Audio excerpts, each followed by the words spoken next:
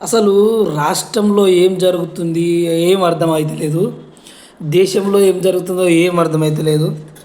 ఎందుకంటే chicken chicken rate రూ. 350 అంట. చికెను బంగారమేమో 1,85,000. పేదోళ్ళు సావాలన్నా బతకాలన్నా ఏం చేయాలి?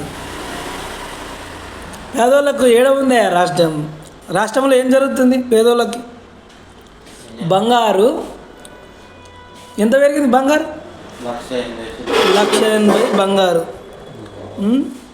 చికెన్ ఎంత? 350. 70 రాష్ట్రంలో ఏం జరుగుతుందో అర్థం కావట్లేదు.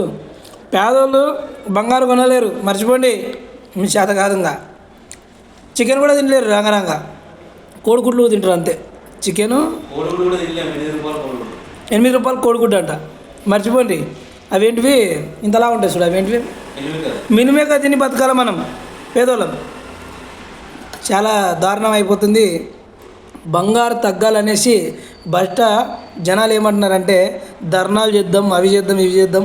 ఇలా ఉంటే మనం పిల్లల పెళ్ళిళ్ళు చేయలేకపోతాం అనేసి అంటున్నారు. అంతంత పెరుగుతుంది బంగారు. ఇంకా తగ్గుతుంది అంటే ఇంకెక్కడ తగ్గుతుంది? 2 లక్షలు దాటిపోద్ది. మర్చిపోండి బంగారు కొనేది. పెళ్ళిళ్ళు కూడా ఎండితో చేయాలి. ఎండి కూడా చాలా పెరిగిపోయింది. అది సంగతి. ఎండి పెరిగింది, బంగారు పెరిగింది, కోడిగుడ్లు కూడా పెరుగుతాయి. మిల్మేకర్ తిని బతకాలి మనం.